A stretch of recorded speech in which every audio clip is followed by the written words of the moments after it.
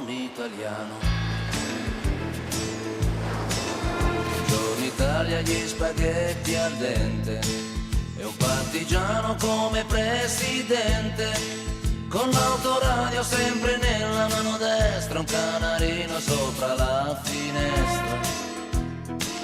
Buongiorno Italia con i tuoi artisti, con troppa America sui manifesti, con le canzoni, con amore, con il cuore, con più donne, sempre meno suore.